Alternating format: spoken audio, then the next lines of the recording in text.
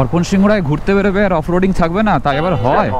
Waterfall দেখতে পেয়ে গেছি, তোমাদেরকে দেখাচ্ছি। দাঁড়াও, কার্ভটা দেখো ভাই, কি লাগছে, নাইস প্যালেস।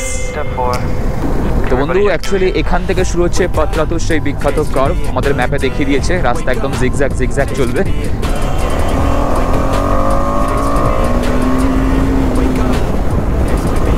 ও ভাই, ফ্রাইডের হুঙ্কার কি আলাদা আলাদা। Today's gonna be a good day. Wake up.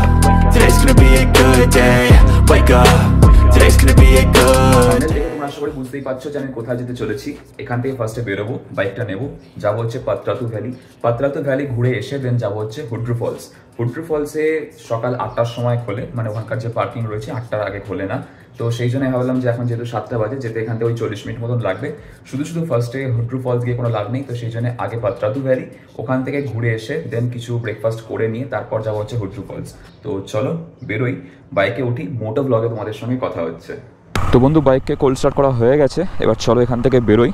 আমি অলরেডি অফলাইন ম্যাপ ডাউনলোড করে রেখেছি, তো কোনো অসুবিধা হবে না। তোমরা যদি ঝাড়খণ্ড বা রাঁচি এই চত্বরে আসো, ঘুরতে হোক বা যে কোনো কাজে হোক, তাহলে কিন্তু অবশ্যই অফলাইন ম্যাপটা ডাউনলোড করে নিও।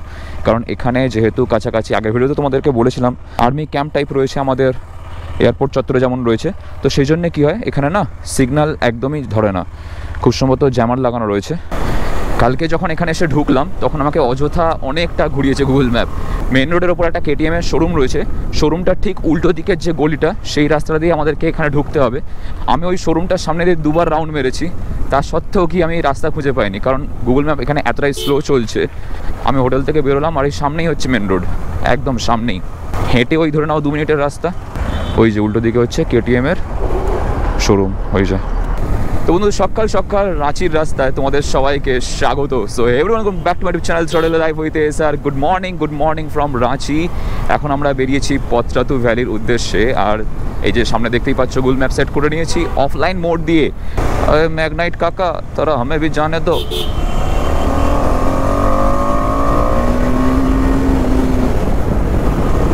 ও ভাই, ফ্রাইডের হুঙ্কার কি আলাদাই।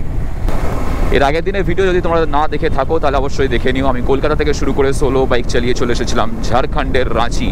আর এই যে আমাদের বাঁদিক ডান দিক দেখতে পাচ্ছ না, এগুলো সব কিন্তু মিলিটারি হেডকোয়ার্টার্স।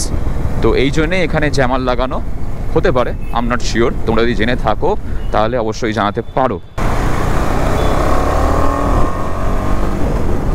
তো ফাইনালি শহর এলাকা পার করে চলে এসেছি হাই রোডের ওপর।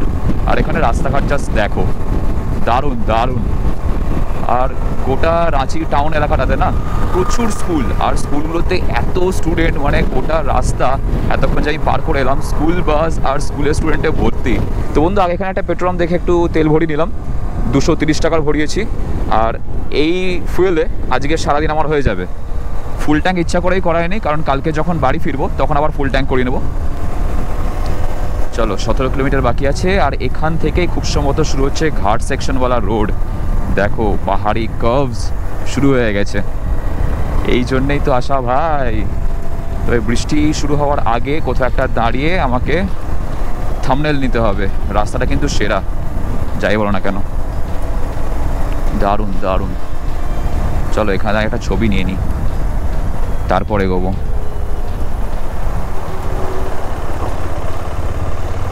পাতরাতু 17 কিলোমিটার। ওয়াও, ছবির তো ভালো জিনিস পেয়ে গেছি। তো এখানে দাঁড়িয়ে খানিকক্ষণ কয়েকটা ছবি তুললাম, ইনস্টাগ্রামে স্টোরি দিলাম। তোমরা যদি ইনস্টাগ্রামে না ফলো করে থাকো তাহলে অবশ্যই ফলো করে নিও। আর বাকি চলো এবার এই পাহাড়ি রাস্তার মজা নেওয়া যাক।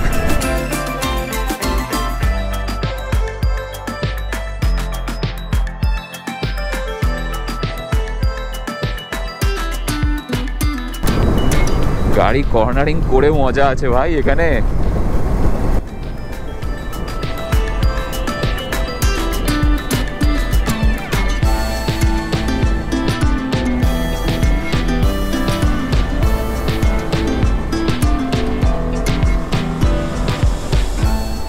এখানে যা রাস্তা, সবাই কর্নারিংয়ের মজা নিচ্ছে। যার কাছে RS রয়েছে, ইয়ামাহা R15 রয়েছে, সেও যেমন কর্নারিং করছে। যে দেখছি স্প্লেন্ডার চালাচ্ছে, সেও দেখি কাজ করে শুয়ে দিয়েছে গাড়ি। লেভেলের রাস্তা ভাই, লেভেলের রাস্তা। ওই দেখো বাচ্চারা স্কুলে যাচ্ছে বাসের উপরে উঠে, সামনে পাহাড়টা জাস্ট দেখো, ওয়াও। চলো, বেশি আর সিনিক বিউটির মজা নিতে গেলে नजर हटी तो दुर्घटना घटी, ये रास्ता का यही फंडा है। বাট কার্ভটা দেখো ভাই, কি লাগছে। জোরে ভাগিয়ে বেরিয়ে গেলে এই সৌন্দর্যটা দেখতে পাবো না, তো সেই জন্যেই গো slow and enjoy the ride solo. परिवार से अगर हो प्यार तो धीरे चलाए कार। হালকা হালকা মেঘলা ওয়েদার, আর দূরের যে পাহাড়গুলো দেখতে পাওয়া যাচ্ছে সেগুলো মেঘেতে ঢেকে রয়েছে। আজকের ওয়েদারটা যতক্ষণ এরকম থাকে ততক্ষণ সুন্দর। বৃষ্টি নামলে মুশকিল, কারণ বৃষ্টি নামলে আমি তোমাদেরকে ভিডিও দেখাতে পারবো না, বা গোপ্রোটাকে ব্যাগে ঢুকিয়ে দিতে হবে। তার কারণ হচ্ছে লাস্টবার আমি যখন ভাইজ্যাগ থেকে ফিরছিলাম, গোপ্রোটাকে জলে ভিজিয়ে, তোমরা তো জানোই যে আমার মাইক অ্যাডাপ্টারটা নষ্ট হয়ে গেছিলো। তো আমি সেই ভুলটা আর করবো না ভাই। 4000 টাকার ধাক্কা আরেকবার যদি খারাপ হয়ে যায়। বাকি চলো সিনারিটা এনজয় করা যাক। দুর্দান্ত ভাই, দুর্দান্ত।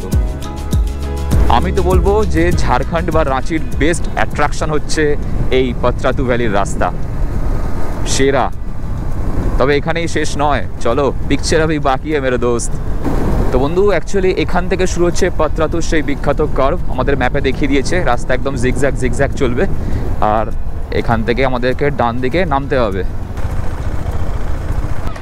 দেখো এখান থেকে ওই যে রাস্তার যে কার্ভগুলো, ওগুলো দেখা যাচ্ছে। চলো তোমাদেরকে আগেটা গিয়ে দেখাই।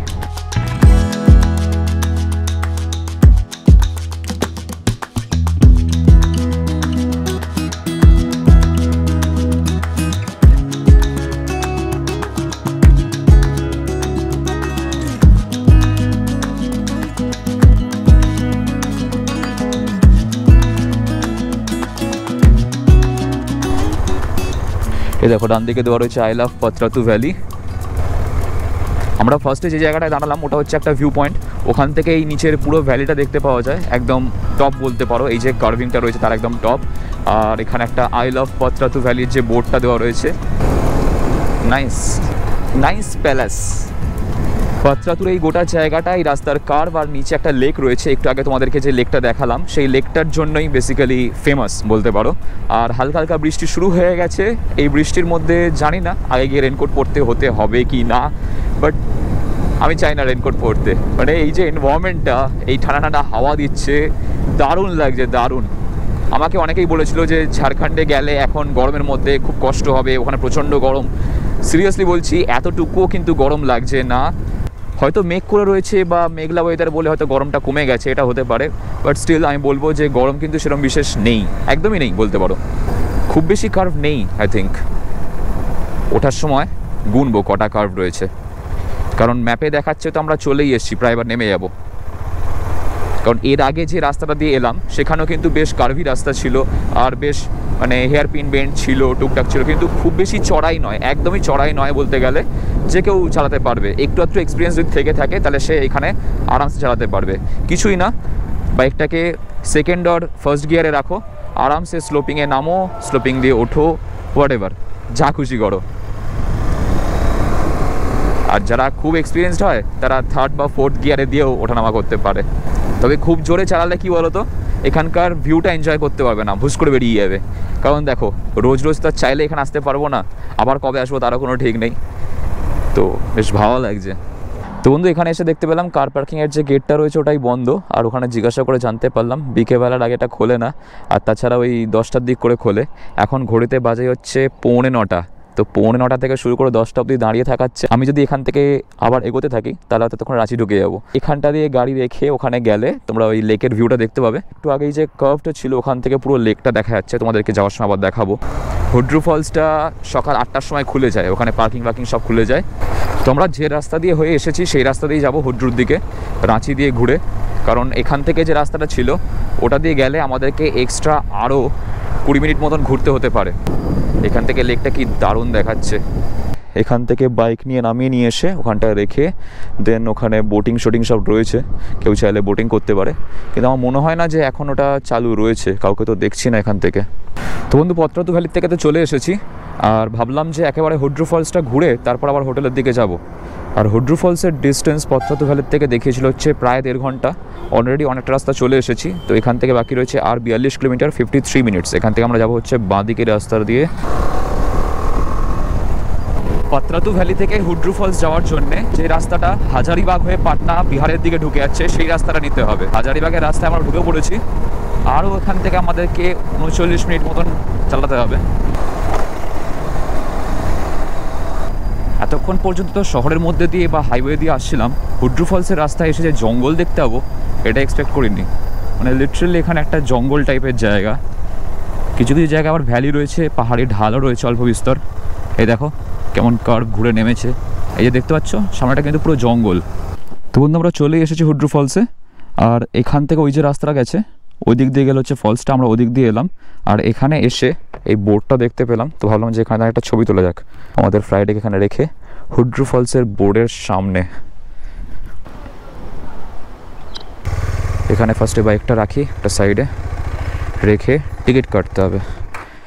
তো বন্ধু বাইকের আর আমাদের দুজনের টিকিট করা হয়ে গেছে। এখানে নাম, ফোন নাম্বার, কোথার থেকে এসছি, কী করতে এসছি সমস্ত কিছু ডিটেলস লিখতে হলো। আর এই হচ্ছে আমাদের টিকিট, আমাদের আর আমাদের বাইকের 15 টাকা আর আমার 10 টাকা। তো হুড্রু ফলসে এসে এখানে বাইক পার্কিং করে রেখে দিয়ে এসছি হচ্ছে আজকে সকালে ব্রেকফাস্ট করার জন্য। পেছনে ওখানে একটা মোরগ ডাকছে। এই হচ্ছে ম্যাগি। গরম ওয়েদার কিন্তু কিছু করার নেই, যা খিদে পেয়েছিলাম ভাবলাম যে ম্যাগিটা খেলে একটু পেটে ভরবে আর প্লাস থাকবে খানিকক্ষণ, তো সেই জন্যই ম্যাগি নিলাম। এই এন্টার করলাম হচ্ছে হুড্রু ফলসের গেট দিয়ে। আর গেট দিয়ে এন্টার করার পর নিচে এখানে একটা সিঁড়ি করা রয়েছে, সিঁড়ি দিয়ে আমাদেরকে নেমে যেতে হবে। এই হচ্ছে সিঁড়ি। রাস্তা খুবই সিম্পল, খানিকটা আমাদের বাঁকুড়া, শুশুনিয়া বা অযোধ্যা ওই সমস্ত জায়গাটা যেরকম ঠিক সেরকম টাইপের একটা ফিল আসছে। এখানে রাস্তা তো করাই রয়েছে, দু সাইডে দোকান রয়েছে। যেহেতু এখন অফ সিজন চলছে তো সেই জন্যে এখন খুব বেশি ভিড় নেই, মানে বলতে পারো যে আমি একা একাই ঘুরছি এখানে।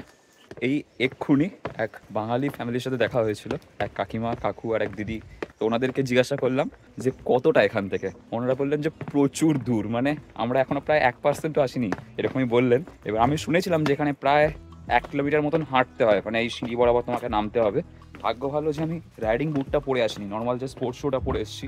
সিঁড়ি হলে তাও একটু অসুবিধা কম হয়, কিন্তু যদি মানে এমনি পাহাড় দিয়ে ওঠা নামা করতে হয় রাইডিং বুট পরে তাহলে তো অবস্থা খারাপ হয়ে যাবে। এখানটা দেখো সিঁড়িগুলো এদিক দিয়ে গেছে ওদিক দিয়ে গেছে, সেই পাহাড়ি পথরাতু রাস্তায় যেরকম কার্ভ ছিল সেরকম টাইপ হয়েছে। এখান দিয়ে গিয়ে আবার দিকে ঘুরেছে, টার্ন নিয়েছে। সিঁড়ি দিয়ে নেমে এসে এখানে একটা পোল টাইপ করা রয়েছে, just look at the view. এই সাইডটা তো বোধহয় করা ছিল, দেখে যা লাগছে এইটুকুই রয়েছে। আর गेट खोलने का समय 8 बजे से शाम 4 बजे तक। भाई वाटरफॉल देखते पे গেছি আমি, তোমাদেরকে দেখাচ্ছি, দাঁড়াও। ওয়াও,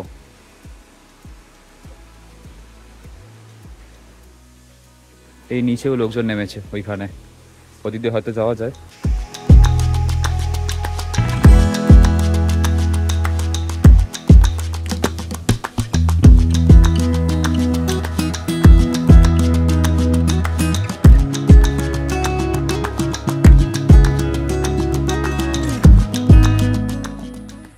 রীতিমতো হাঁপাচ্ছি।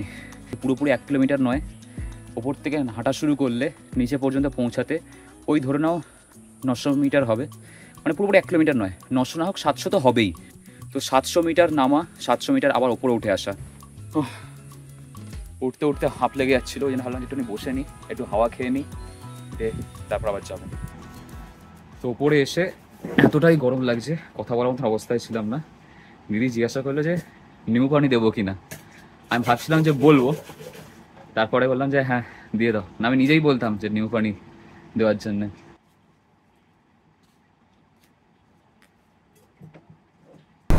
রাঁচির দিকে ফেরত যাওয়ার এই যে রাস্তাটা খানিকটা সেই পুরুলিয়ার বাঘমুন্ডি বা ওই চত্বরে যেরকম রাস্তাগুলো সেই রকম টাইপের, একদম প্রপার গ্রাম, মাঝে মাঝে একটু জঙ্গলও রয়েছে আর কিছু কিছু জায়গায় অল্প বিস্তর জনবসতি। বাকি রাস্তা এরকম খুব সুন্দর, একদম ঝাঁ চকচকে রাস্তা। তো এখানে যেতে যেতে একটা বাইকের গ্যারেজ দেখতে পেলাম, যেখানে আমি দাদাকে বললাম যে একটু চেনটা লিউপ করে দিতে, কারণ চেন একদম শুকিয়ে কাঠ হয়ে গেছে।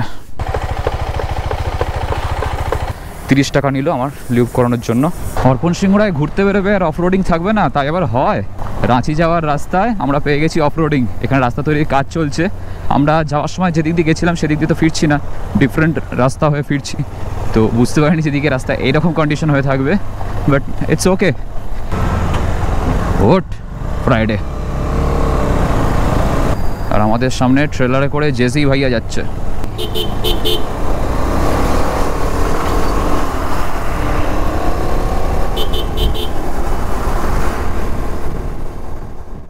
তো সকালবেলা হুড্রু ফলস থেকে আসার পর আর ভিডিও কন্টিনিউ করিনি, খাওয়া দাওয়া সেরে নিয়ে শুয়ে পড়েছিলাম। আর এখন সন্ধ্যাবেলা উঠের থেকে এডিটিং করছিলাম, এডিটিং করে নিয়ে এখন গিয়ে বাইরের থেকে মোমো নিয়ে এসেছিলাম, মোমো খাওয়া ডান, রাত্রের ডিনার কমপ্লিট। আর এখন হোটেলে পেমেন্ট সমস্ত মিটিয়ে দিয়েছি। এই হচ্ছে তার বিল, আমার লেগেছে হচ্ছে 2472 টাকা, যার মধ্যে হোটেলের রেন্ট থেকে শুরু করে আমার দুটো মিল রয়েছে, প্লাস জলের বোতল ছিল। বাকি ফুয়েল পারপাস কত কি খরচা হলো আর টোটাল কত কি খরচা হলো না হলো সমস্ত তোমাদের সঙ্গে শেয়ার করবো আমাদের জার্নির এন্ডে। আর কালকে সকালে এখান থেকে বেরিয়ে যাবো। তো আজকের এই ভিডিওটা কেমন লাগলো অবশ্যই কমেন্টে জানিও। আর ভিডিওটা ভালো লাগে তাহলে মনে করে লাইক করে দিও, জানাতে তার চ্যানেলটাকে সাবস্ক্রাইব করে দিয়ে পাশে বেল আইকনটা অবশ্যই বাজিয়ে দাও, যাতে আমাদের পরের ব্লগ আসে নোটিফিকেশন পেয়ে যাও। দেখা হচ্ছে খুব শীঘ্রই তোমাদের সঙ্গে নেক্সট ভিডিওতে। Till then stay safe, take care, চলো বাই।